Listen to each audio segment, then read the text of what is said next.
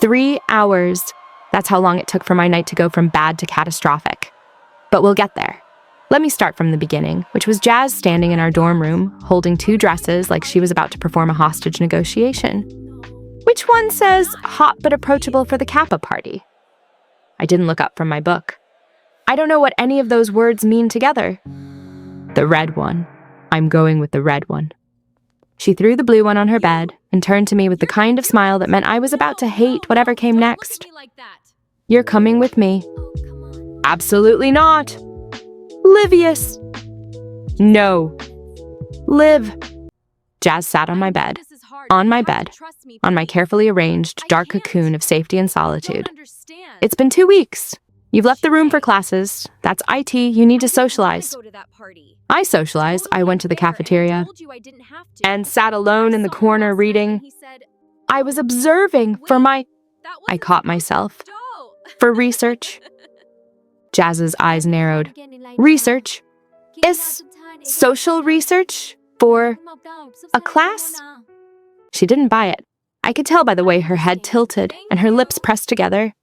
But Jazz, bless her chaotic heart, let it slide. How do I explain that going to a party full of humans whose blood I can smell from across the room is maybe not the best idea I've ever heard?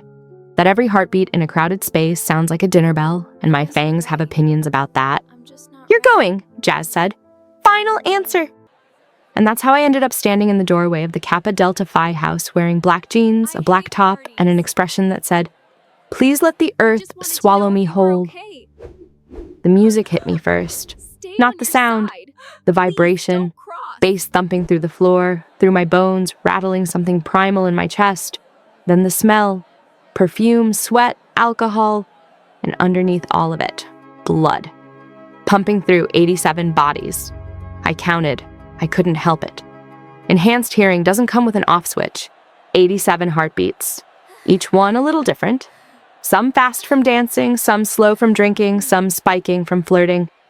And each one sounding like something I was trying very hard not to think about. This is fine. Everything is totally fine. A guy bumped into me on his way to the drinks table, and I caught a whiff of his cologne mixed with his pulse. Warm, sweet, pumping fast from the heat of the room. And my fangs twitched, just a twitch. A tiny, involuntary flex behind my lips that no one could see but I could absolutely feel. I bit my lower lip, hard. Not now, not here. Jazz grabbed my arm. Stay here. I'll get us drinks. Don't move. And then she was gone, absorbed into the crowd like she was born for exactly this, which honestly, she probably was. Jazz at a party was like a fish in water, natural, effortless, already high-fiving someone she'd apparently met in the bathroom line 5 minutes ago. I stood there for approximately 4 seconds before my survival instinct kicked in. I needed a corner, a dark, quiet, forgotten corner where nobody would talk to me or look at me or offer me a drink that I couldn't actually process because my digestive system is a 50-50 split between human and nightmare. I found my spot near the kitchen, behind a tall plant that someone had decorated with string lights. It was the darkest 3 square feet in the entire house, and it was perfect. I pressed my back against the wall and exhaled. Okay, just survive for an hour, then fake a headache. Easy. I've been faking normal for 20 years. One party is nothing. From my corner, I could see the main room. Madison was working the floor like a politician at a fundraiser, smiling, touching people's arms, laughing at the right moments. She was wearing white, because of course she was. Like an angel who'd figured out how to weaponize charm. Nia was at her right side, scanning the room with those calculating dark eyes. And Tiffany was trailing behind, carrying what I'm pretty sure was Madison's 3rd drink, looking genuinely thrilled to be doing it. "Oh my God," Tiffany said, loud enough that I heard it from across the room, which to be fair could also just be my hearing. "Is that Jazz's roommate in our party?" Madison's head turned. Her eyes found me behind my plant sanctuary like a heat-seeking missile finding its target. "Interesting," she said. The way you'd say interesting about a bug that crawled into your house, not scared, just deciding whether to step on it now or later. "Want me to do something?" Naya asked, already half turning. "No." Madison's voice was calm, controlled. "Not yet, just watch her. Cool, cool, cool, cool." The queen bee has assigned surveillance on me at a party I didn't even want to attend. This is going great. I pulled out my phone and pretended to scroll. The universal signal for I'm fine being alone and definitely not hiding behind a houseplant at a sorority party. 20 minutes passed. Jazz was nowhere. Probably making 12 new best friends. The plant and I were getting along nicely. And then someone sat down next to me on the little bench I'd claimed. Hiding too? I looked up. Jake Morrison, casual smile, hair slightly messy, holding a cup he didn't seem interested in drinking. I'm not hiding, I said. I'm strategically positioned. He laughed. Not a polite laugh. A real one, like I genuinely surprised him. Same. Madison loves these parties. It's a lot, you know. You're the boyfriend, I said. Shouldn't you be, networking, working the room, being the boyfriend? Jake shrugged. Probably. But I saw you over here looking like you'd rather be literally anywhere else and thought, finally, someone who gets it. He leaned back against the wall, relaxed, like sitting behind a plant at a party with the weird, quiet girl was exactly where he wanted to be, which made zero sense. His cologne was different from everyone else's. Something warm and woodsy that didn't make my senses go haywire. Or maybe it did, just in a completely different way. Stop it. So, he said, Jazz's roommate, English Lit major, from Connecticut. What else? That's pretty much it. Come on, there's gotta be more than that. He wasn't pushing, just curious. His eyes were doing that thing they did in the cafeteria, actually looking at me. Not through me or past me, but at me. It was disarming in a way I wasn't prepared for. I like old bookstores, I said. The ones that smell like dust and regret. Dust and regret? He grinned. That's very on brand for you. What about you? What does the boyfriend of the most popular girl on campus do when he's not at parties he doesn't want to be at? I stream, he said. Games mostly. Started freshman year as a joke, but it turned into this thing. He scratched the back of his neck.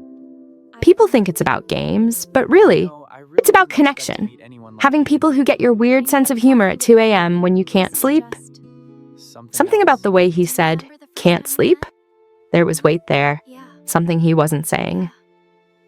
That's actually really nice, I said. And I meant it. What about you? What do you do when you're not strategically positioning yourself at parties? I hesitated. My hand found the necklace. Mom's necklace. I used to sing.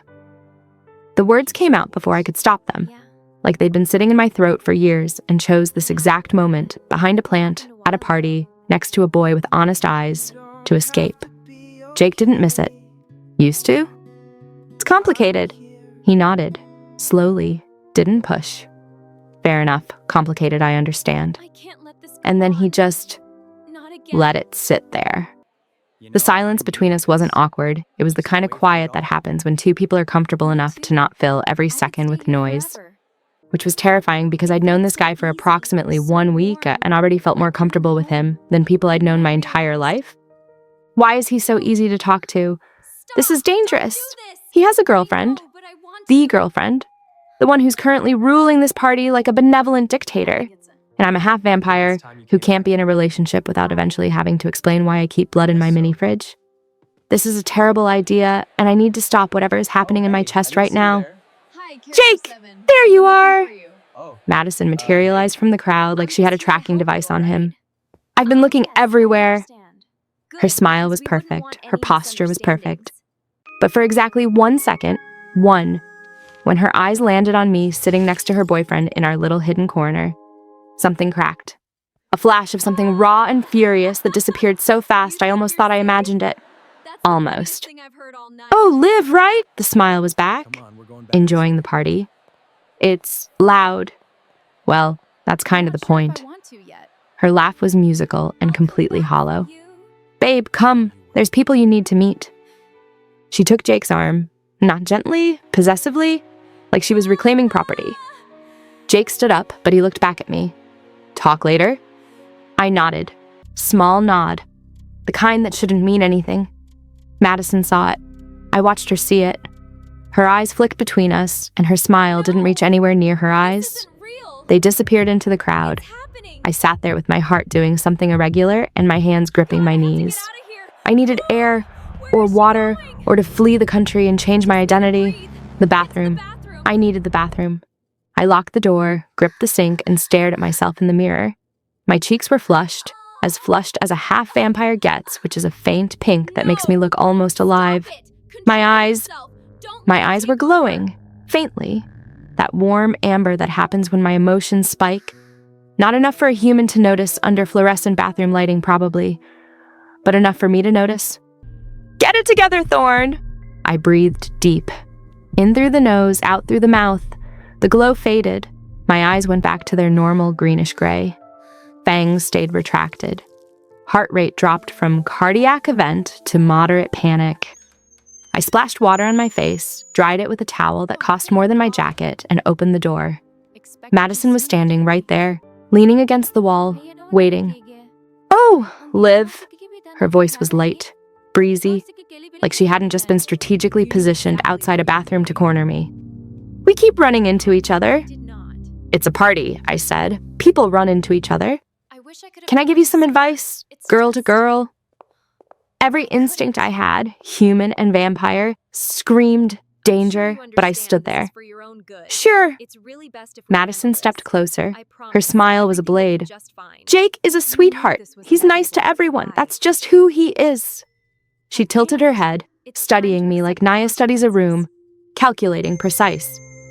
"Don't confuse kindness with anything else. He's just like that." Pause, long enough for the threat to land. "Anyway, so glad you came tonight. See you around, Liv." She walked away, heels clicking on hardwood, not a single hair out of place. I stood in the hallway and didn't move for what felt like a full minute. That was a warning. She didn't raise her voice, didn't insult me, didn't need to. She delivered a threat wrapped in friendly advice and walked away smiling. And the scary part wasn't the threat itself. It was how good she was at it. Madison Hayes was dangerous in a way my dad would actually respect, and that thought terrified me more than anything. She sees me as a threat, which means she sees something. I need to be more careful about Jake, about everything. "There you are!" Jazz appeared out of nowhere, grabbing my arm. "I met the cutest guy. He's a junior. He surfs. I think I'm in love. Also, why do you look like you've seen a ghost? Can we go? I have a headache." "You did?" "Boo, fine." What? Jazz linked her arm through mine as we walked toward the exit. Not gonna believe what happened. "But you owe me details about why you were talking to Jake Morrison for like 20 minutes behind a plant." Yes. And My then- stomach dropped. I can't "How do you know believe that?" you told him that. Jazz looked at me like I'd asked if water was wet. Seriously. "Girl, everyone knows that." Madison looked like she was gonna murder someone with her smile. "Great," I said. "That's really great."